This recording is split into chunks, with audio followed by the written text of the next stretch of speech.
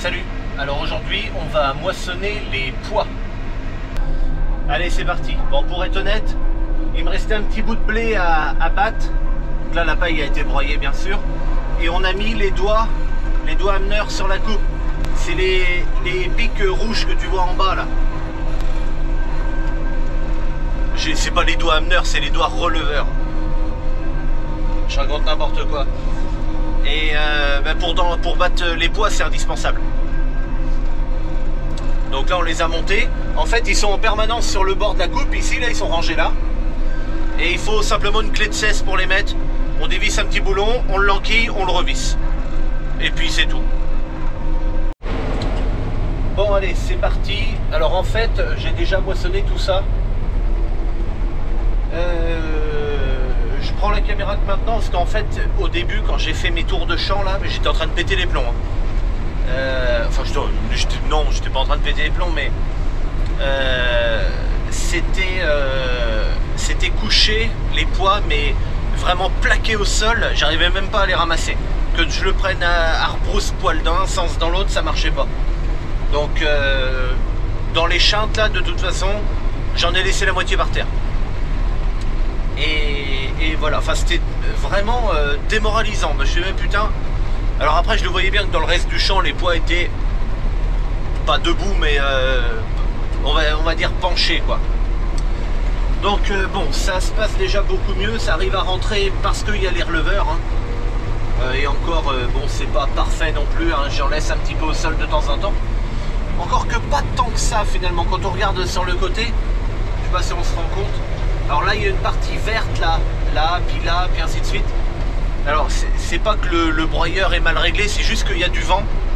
Et en fait ça empêche le broyeur d'aller de faire la largeur de la coupe. Voilà, bon sinon ça se passe pas trop mal. Il y a des carottes qu'on repoussait dedans. Tout simplement pour la raison c'est que les pois se sont couchés. Et ça a donné l'accès à la lumière. Et donc les carottes ont poussé. En vrai les pois je voulais les moissonner avant de faire le blé. Et comme ils étaient déjà un peu penchés, le problème c'est qu'il y a eu de la pluie. Et quand il pleut et que les pois sont près du sol, ça mettait un peu plus de temps que du blé à sécher. Et j'avais pas envie d'attendre à rien faire qu'une autre pluie arrive. D'ailleurs on a eu d'autres pluies. Que ça arrive, j'ai préféré, j'ai dit tant pis, je vais moissonner le blé, puis ce qui sera rentré, et puis c'est tout quoi. Et donc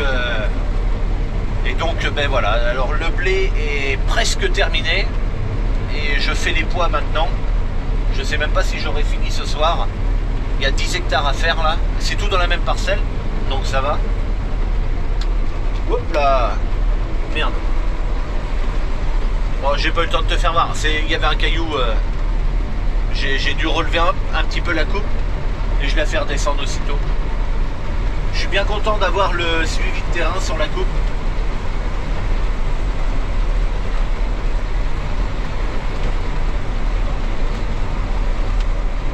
Et voilà. D'ailleurs tu peux je sais pas si ça se voit bien, si ça se voit peut-être quand je mets ma caméra là. La première passée je l'ai même pas ramassée. Impossible, plaqué au sol, je la ramasse même pas, tant pis. Bon c'est pas grave, hein, comme ça. Alors de toute façon ce qui est sûr, c'est que je me fais pas trop d'illusions sur le rendement que ça va donner. Parce que j'en laisse la moitié, surtout dans les chintes comme j'en laisse la moitié par terre, forcément. Ça ira pas, allez, hop.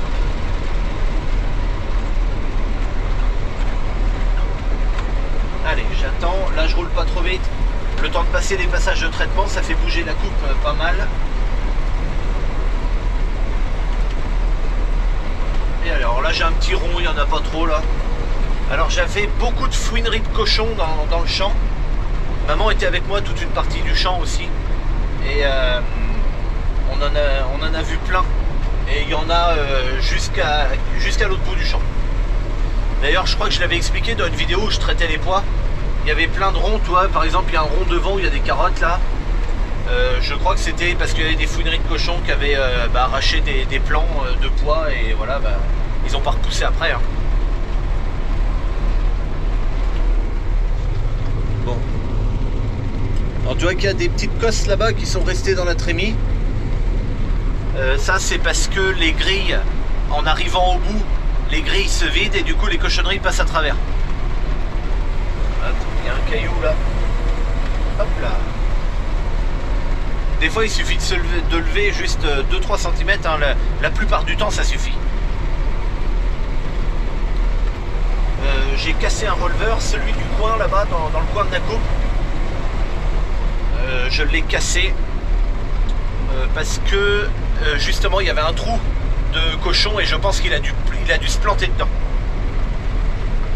Bon, c'est celui-là du coin, hein, c'est pas très grave. Si ça avait été un de milieu, ce que j'aurais fait, c'est que j'aurais pris un du coin pour le mettre au milieu. Parce que les coins, c'est pas si pire, parce que quand le premier releveur relève, bon, ben, ça se tient un peu jusqu'avec le bord de coupe, et finalement, ça va quand même. Et bon, ils sont quand même sacrément couchés. Si j'avais pu les moissonner avant le blé, ils n'auraient pas été autant couchés. Ça, c'est ce que je regrette un peu aujourd'hui, mais bon, j'avais un choix à faire à ce moment-là, et puis j'ai fait le choix de moissonner le blé, donc voilà, enfin, je regrette pas d'avoir choisi le blé en premier, hein. Ce que je regrette, c'est qu'il soit couché. Mais bon, c'est comme ça, qu'est-ce que tu veux y faire? Déjà, je vais te dire, j'ai de la chance parce que ils sont penchés, mais dans le sens du travers. Donc en fait, que j'aille dans ce sens-là ou quand je reviens, et ben finalement ça va, ça les prend bien. Mais s'ils avaient été couchés dans le sens de battage, bon, en les prenant à rebrousse-poil, si je peux le dire comme ça aurait été. Mais dans le sens de coucher, à mon avis, ça aurait pas été. Et s'il avait fallu que je moissonne en travers comme ça aurait été chiant parce qu'il aurait fallu sauter tous les passages de traitement. Et comme les pois, je les avais semés début décembre, dans des conditions, tu t'en souviens peut-être si tu as vu la vidéo, un peu humide, ça allait encore, mais voilà, fallait pas plus, vraiment pas plus. Hein. Y a eu un désherbage aussitôt derrière, forcément. Et ce désherbage-là a fait des passages de traitement, ça les a marqués un peu. Je me suis pas enfoncé, hein, mais ça a marqué un peu, ce qui fait que si je devais moissonner dans le travers, ben, ça aurait sauté à chaque fois. Donc bon, on va dire que je vois le verre à moitié plein, comme on dit. Bon, c'est vraiment la merde à battre. Enfin, ça fait rien. Heureusement, j'ai plus besoin de conduire. Donc ça me fait déjà ça en moins à m'occuper et je peux rester concentré sur le reste. J'ai coincé un caillou tout à l'heure dans la vis. Alors plusieurs fois, hein, j'ai eu un caillou dans la coupe, mais j'ai arrêté avant et le caillou en fait était seulement posé sur le tablier. Donc bon, bah, tu l'enlèves et puis c'est bon. Et puis une autre fois où il était coincé dans la vis, mais bon, ça, il est sorti facilement.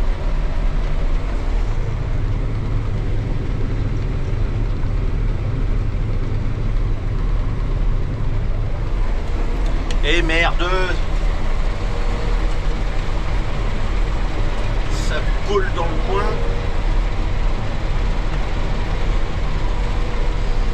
Alors, on va essayer de faire rapporter ça tout doucement.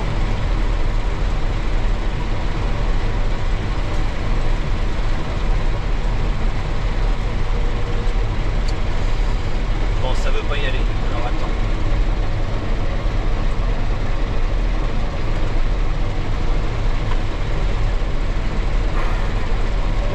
Allez, c'est bon.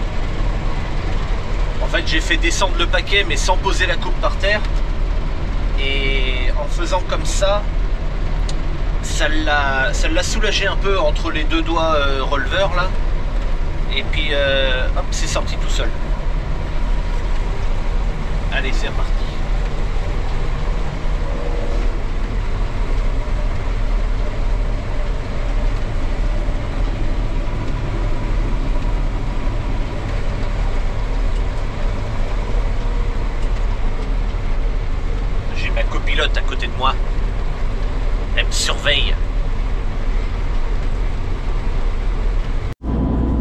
Bon, ben on a arrêté.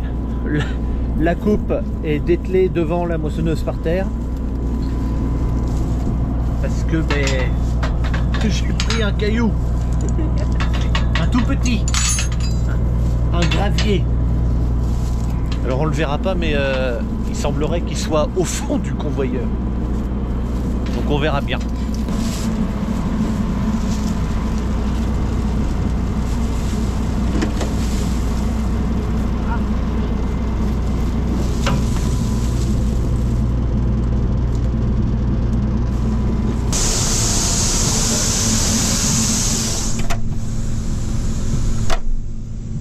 Ok, donc là on est en train de vider dans la petite benne Simono, celle qui nous sert à faire toute la merde, la terre, les cailloux, les machins. C'est la dernière benne qui me reste en fait pour mettre de la semence dedans. Je veux pas en mettre dans la Fontan, elle est beaucoup trop grosse. Donc on a pris le petit 780 puis cette benne là, et là en fait ce qu'on est en train de faire c'est que j'en ai mis un petit peu dedans, et comme elle est pas très étanche, papa est en train de caler, c'est pour ça qu'il est dans la remorque. Il a mis deux sacs en papier dans les coins, et puis à l'arrière aussi d'un sac en papier, juste pour pas qu'elle fuit quoi. Mais je pense que j'en aurai pas assez pour mettre dedans, parce qu'il m'en faut, je crois qu'il m'en faut 2 tonnes ou 2 tonnes et demie. Je suis pas sûr de les avoir dans la trémie là, parce qu'on n'y a pas pensé avant à cette petite remorque. Allez, papa me fait signe que je peux en remettre plus. Là, je suis au ralenti, hein, bien entendu, parce que si j'étais à fond, c'est un coup, est-ce que ça saute dans le bois? Je suis encore à peine assez près, j'aurais pu me rapprocher un peu de la remorque.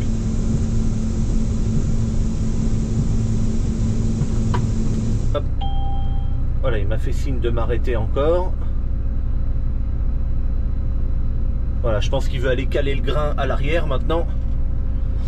Et donc, si j'en ai pas assez, ce qu'on fera, c'est qu'on mettra la Fontan avec le cabasson là derrière qu'on a. Et puis une petite vis à grain tenue avec le godet du tracto pour transférer de la Fontan vers cette remorque là. C'est comme ça qu'on fera. Là, je vais me... Attends, je voudrais me rapprocher encore un peu de la remorque parce que je ne suis pas encore assez près.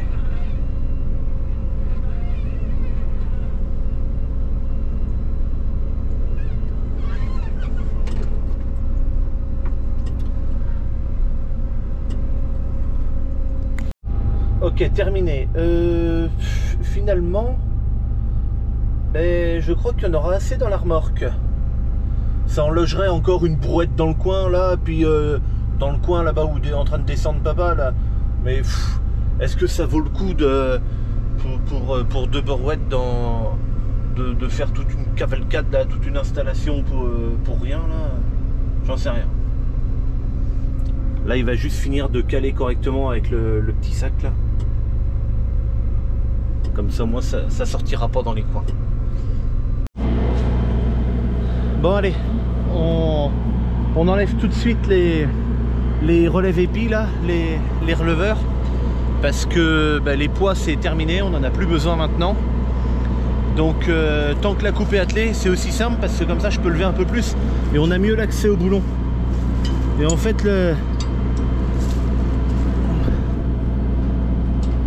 et donc, hop, il faut dévisser jusqu'à être en limite, et puis après ça sort tout seul. Et puis après tu le revisses un petit peu, tu vois, comme lui là, du moment que et merde, je sais plus comment ça s'appelle là, le nylon, voilà, du nil stop après arrive sur l'écrou. Alors attends, j'aurais pu le faire à la main.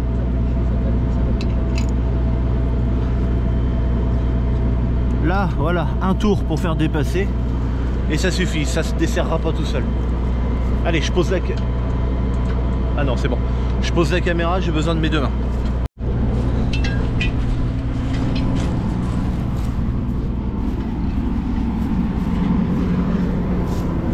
Et là, en fait, maintenant... Allez. Hop.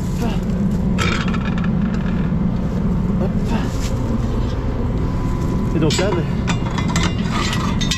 ça se range comme ça, ici et là. Allez, c'est rangé. Ça nous a pris 5 minutes. 5 minutes entre le moment de tous ces défaire et de déranger. Oh, c'est hyper rapide. Là. Ah oui, il faut que j'ai mes deux mains, bien sûr. Hop là. Ça, faut le replier, c'est ce que c'est pour éviter.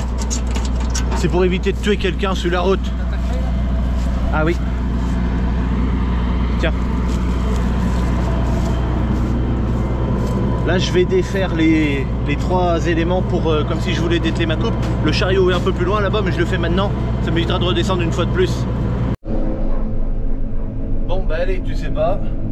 La moisson d'orge terminée, la moisson de colza terminée, la moisson des pois terminée, et la moisson de blé, eh ben pas terminée, parce que il m'en reste encore un peu à moissonner. Je le fais pas parce que pour l'instant j'ai pas le droit de le faire. J'aurai le droit à la fin du mois, donc il faut que j'attende, et puis c'est comme ça. Le truc c'est que si tu as vu la vidéo où je fais un traitement dans les folles avoines, un traitement tardif, et bien dessus sur ce produit j'ai un délai d'avant récolte, ce qui est normal.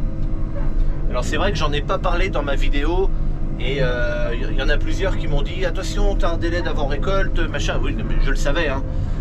Je le savais. Le truc c'est que il fallait que je fasse ce traitement, et puis c'est comme ça, c'est mon choix. Sauf que mon choix, eh bien je me suis dit mais de toute façon je pourrais pas battre avant la fin du mois de juillet du coup. Mais bon, ça fait rien, c'est comme ça. Et donc là maintenant on va ranger les affaires, ranger la moissonneuse et tout, et puis elle ressortira pour, et puis je ferai un petit bout de vidéo pour ce dernier truc de moisson de blé là.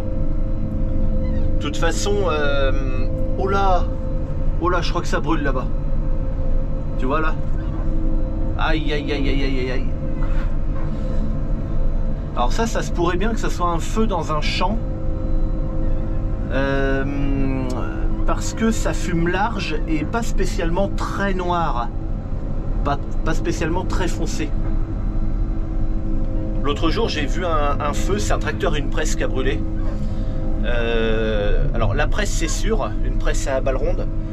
Le tracteur je me rappelle pas s'il a brûlé ou pas, et je l'ai vu, j'étais en train de moissonner des colzas et je l'ai vu commencer à démarrer le feu. Alors c'était à plusieurs kilomètres de là où j'étais, mais à un moment je regardais le ciel, enfin je regardais devant moi quoi, et à un moment donné je vois une colonne de fumée noire qui se met à monter, et ça a fait cette fumée noire pendant au moins 2 heures facile.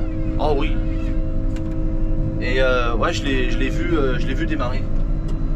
Mais là-bas c'est pas très noir, et puis c'est assez large. C'est pour ça que on dirait bien que c'est un feu de champ, tu sais, et puis ça fait large tout de suite.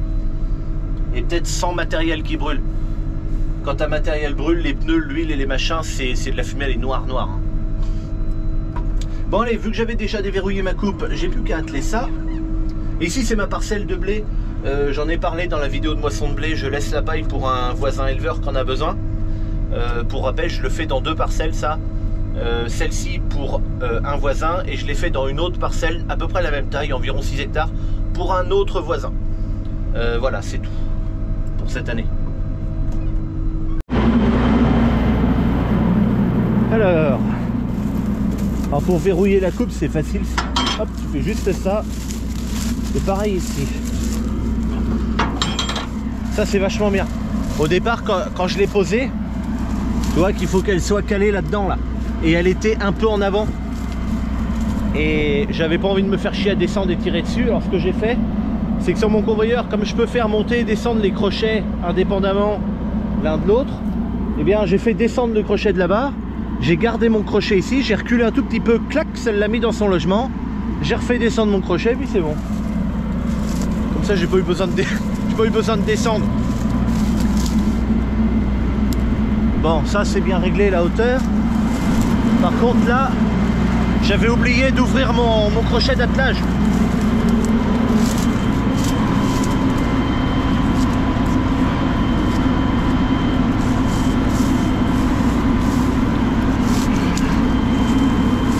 Ben couillon. Là, voilà. Là, faut pas mettre le doigt dedans hein, parce que c'est pour ça que je l'ai fait par le côté comme ça là. C'est un crochet automatique. En fait, si tu veux, quand je vais reculer, l'anneau va passer dedans, ça va toucher le bitonio qui est là, et schlac, ça va descendre comme ça. Je vais nettoyer, voilà, ma caméra.